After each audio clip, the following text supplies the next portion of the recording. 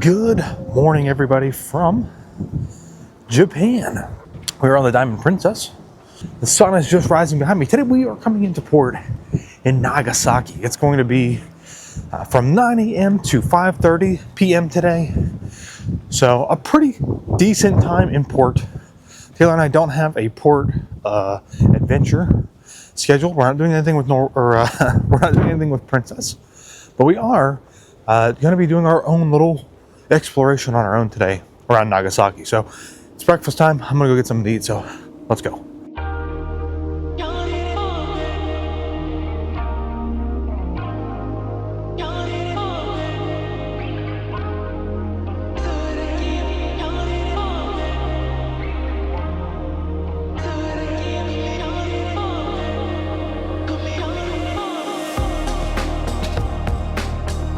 Back in the room, and we're gonna, before we head out into Nagasaki today, we're gonna fill out one of these laundry bags, because for this sailing I'm an elite member, just for this one though.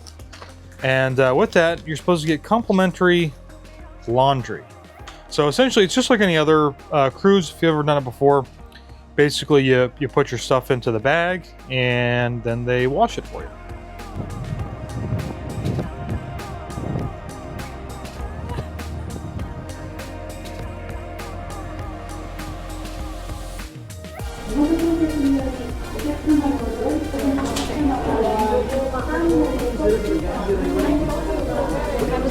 Thank you.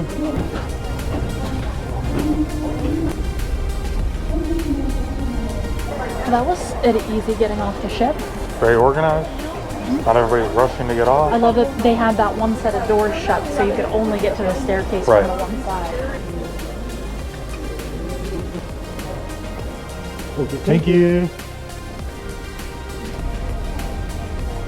Oh yeah, that's right, because he said come out and turn left, and we'll take you down to the tram station.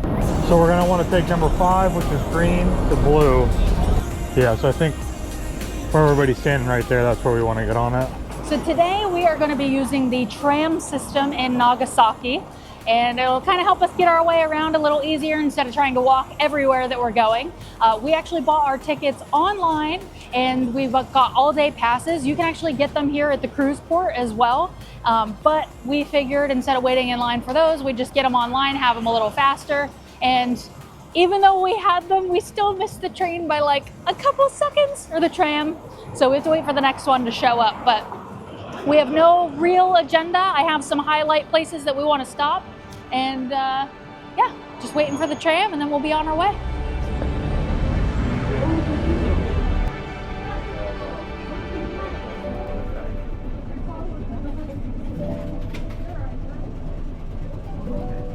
Thank you. One streetcar bound for Osaka. Please wait under the green information sign for the next car.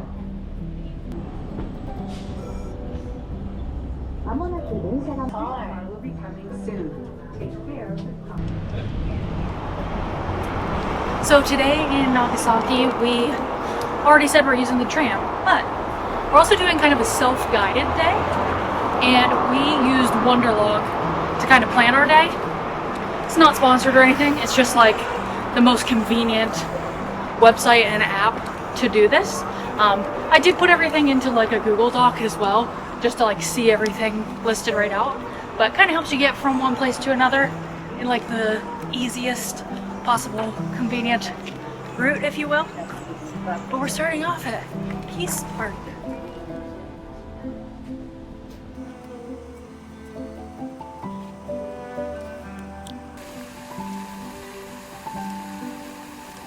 Oh, okay, I see. So across the street right there is where the Hypocenter is.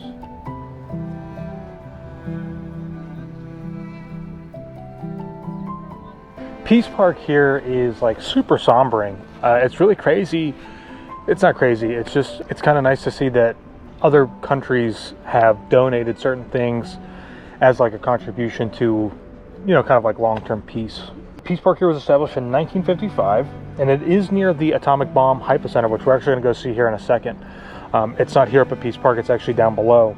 The park has a 10-meter tall peace statue by the sculptor Sibo Kutamura, and with its right hand pointing skyward to signify the threat of nuclear weapons, and its left hand extended horizontally representing eternal peace. It's like really kind of sombering to be here. Such devastation and whatnot. It's so quiet. Like even with so many people here and walking around, like, you know, it's still kind of quiet. It's kind of peaceful.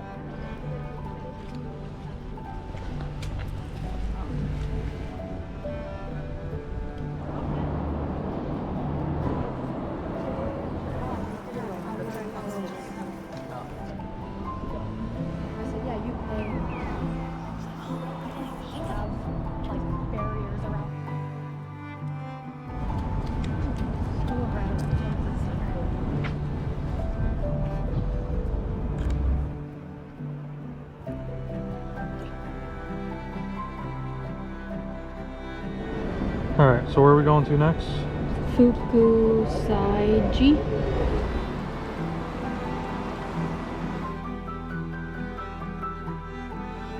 Can you believe we're literally just like casually walking around Japan right now? Because I can't get over it. I can't believe we're here. This is crazy.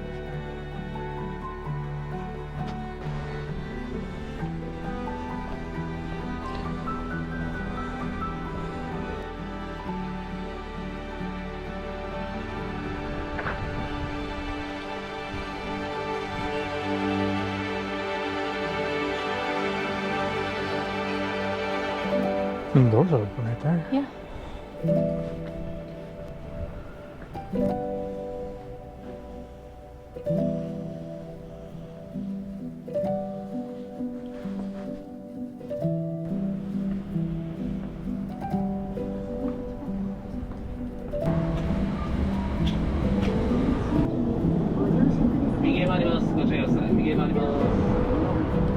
Lots of steps to climb.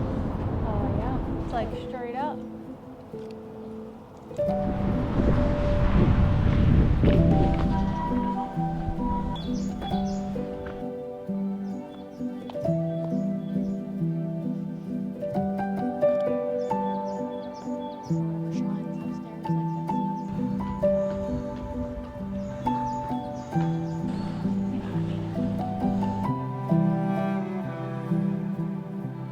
The written oracle. Oh, average luck.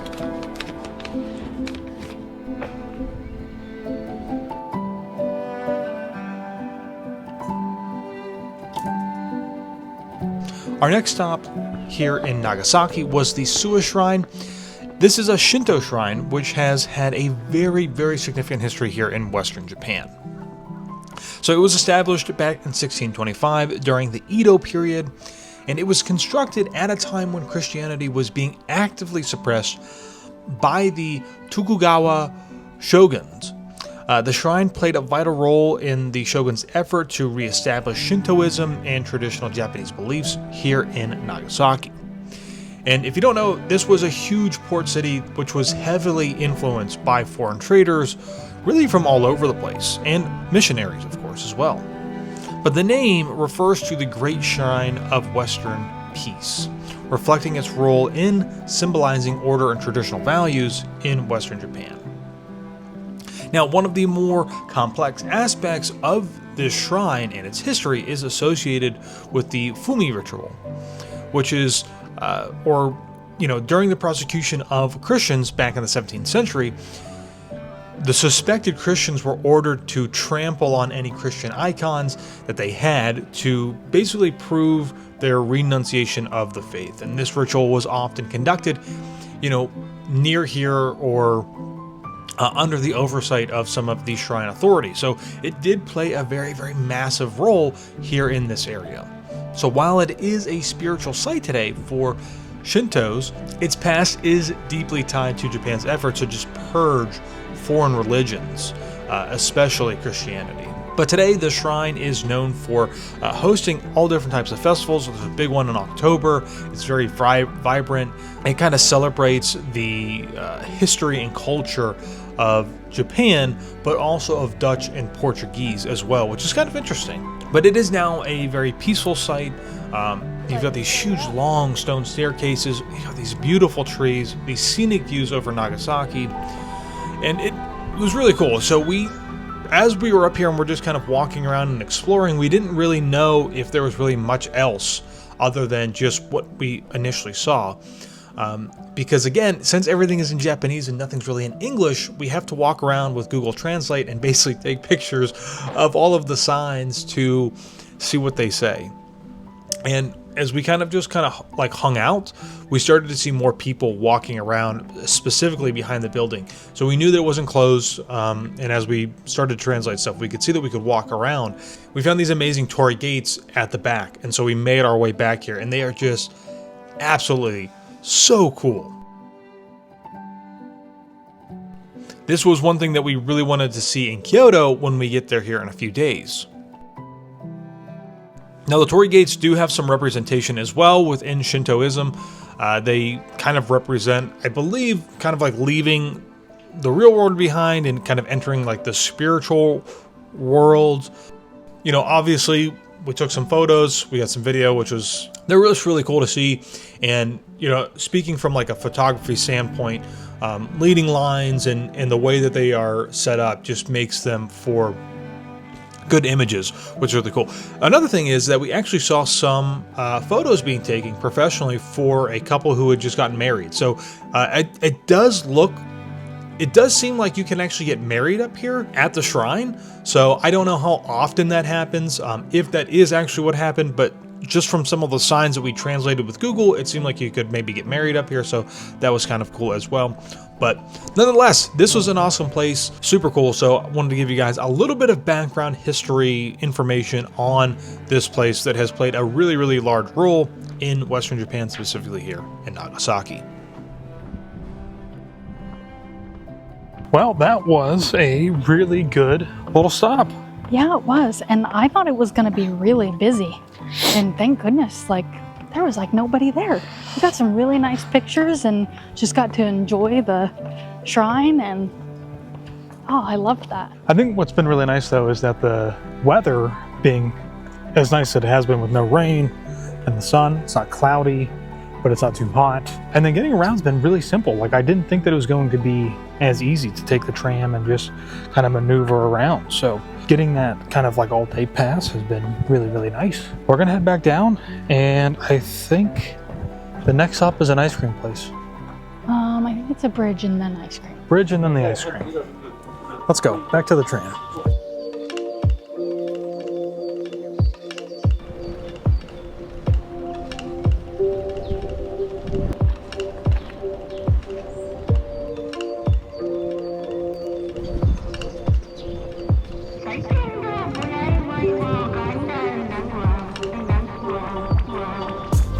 Hello. 2 please.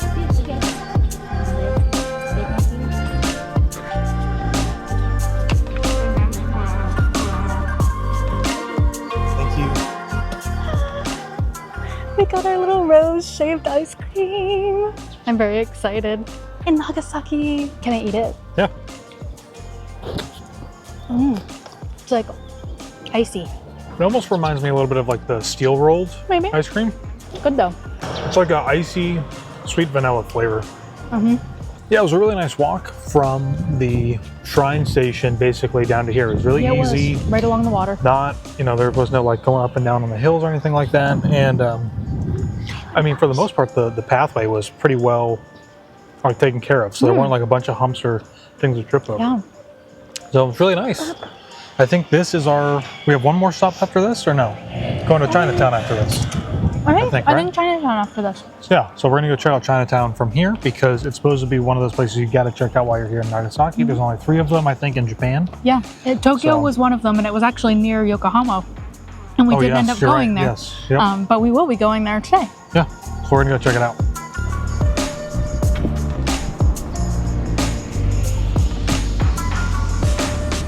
So while we sit here and wait for the tram, one thing that we haven't talked about, which is always a major, major problem for Taylor, especially in Europe, are bathrooms. Oh, it's not a problem here. No, you don't have to pay to use them. No. For the most part, they're mostly clean. There's public bathrooms, at least here in Nagasaki, there's been public bathrooms like at the, what I would consider the more touristy spots. spots. We're just near this bridge here where we got the ice cream. When we were walking on the bridge, there were like 3 or 4 bathrooms. I know, I saw that as well. And then when we were up at the atomic bomb area, there were a couple of different bathroom locations there. So I have not had an issue today. It's been very nice.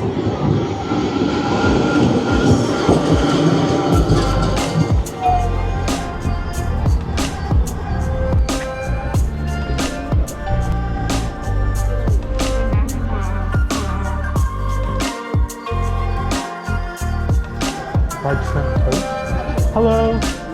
The fried dumpling and the spring rolls. Or the shrimp. Sure. Hello. One of those. Well, here we are in Japan being Americans, as you could say. Getting way more food than what we need to actually eat. But we had breakfast and we're in here in Chinatown and we wanted to get just some like quick street food. So we got a like steamed sandwich pork bun here, I think, and then a bao bun, which is very reminiscent, if you guys have been watching us from Disney, this is very reminiscent of Animal Kingdom. So Taylor's gonna eat I'm assuming it's beef or pork with like a teriyaki sauce.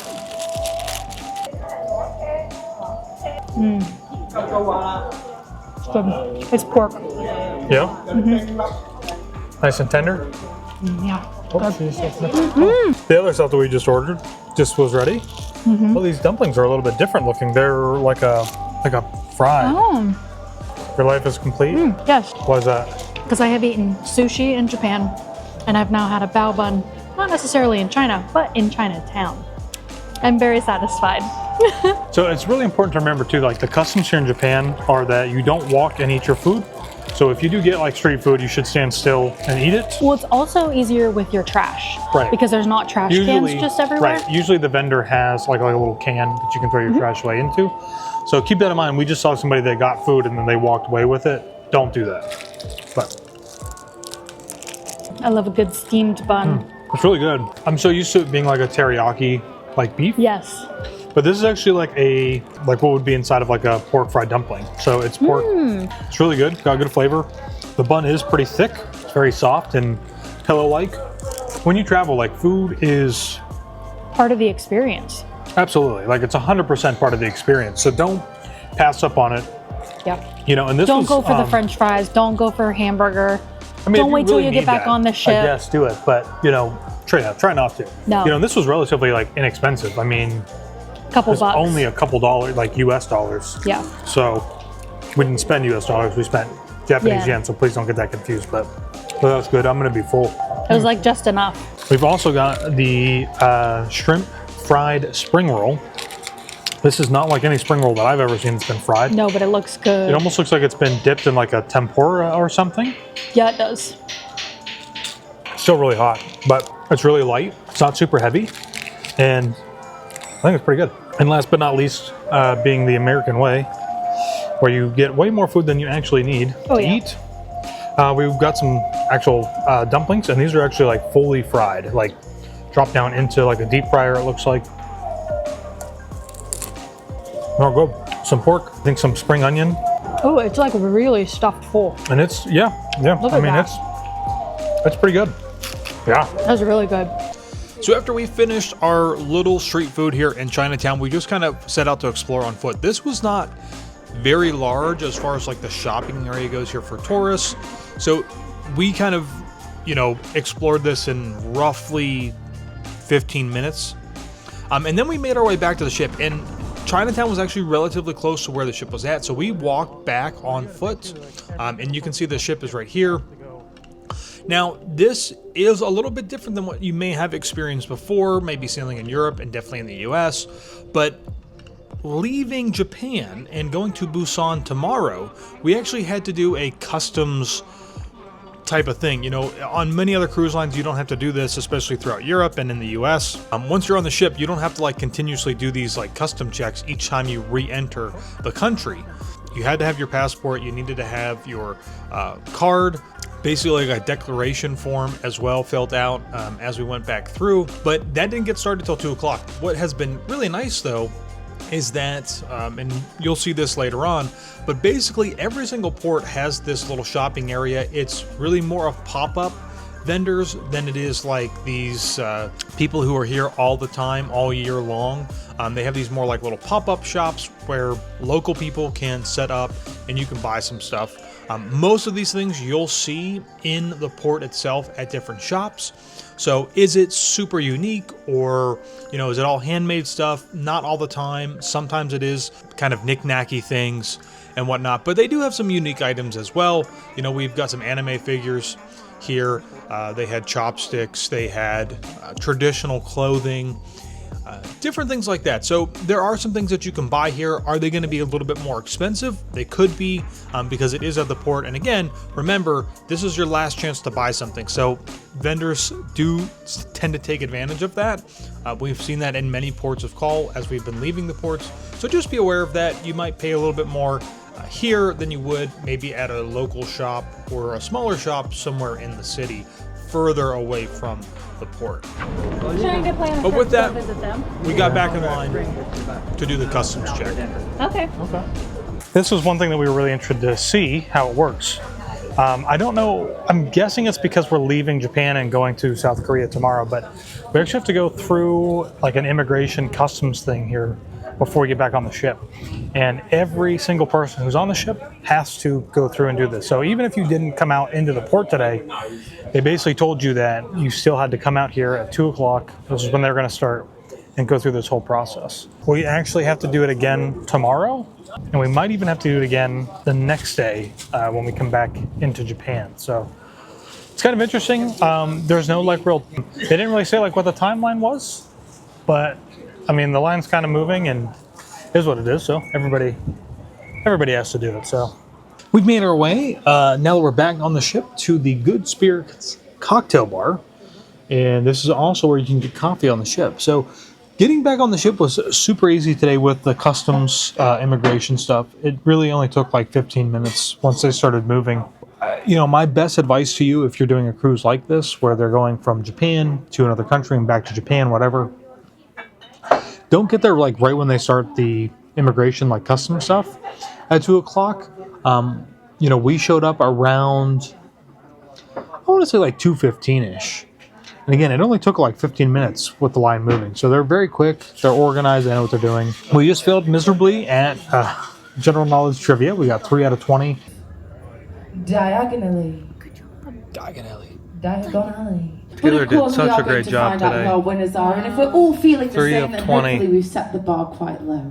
We're going to be going to the Brazilian steakhouse tonight. This is actually part of, or what they do is they take over the buffet and make it part of the, or make it the Brazilian steakhouse. So we're going to be doing that at 5:30, and we've got about an hour. So we're going to relax with some cocktails, sit here by the window, enjoy the atmosphere, and just relax. Now, one other thing that was super cool throughout this cruise, and you'll see this again in more videos, is that almost at every port, they had either a band or a high school band or some type of like gathering to do a send-off of the ship, of the Diamond Princess. And that was really cool. Here we got to see that as well.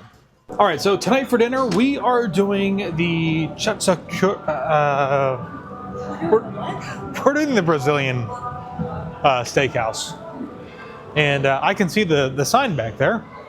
So we're heading back that way for dinner tonight. So that's going to be a whole separate video for you. It's going to be a dining review. Something that we don't often do, but we'd like to do because we do find that it adds some extra value. So here we go. Next time, in our next vlog video coming to you from Japan on the Diamond Princess, we are going to Busan, South Korea, and unfortunately, things did not go according to plan. But hey, that's all right, because with any big trip like this, things won't happen the way that you want them to. So it's always good to just roll with it and make the most of anything that you are doing.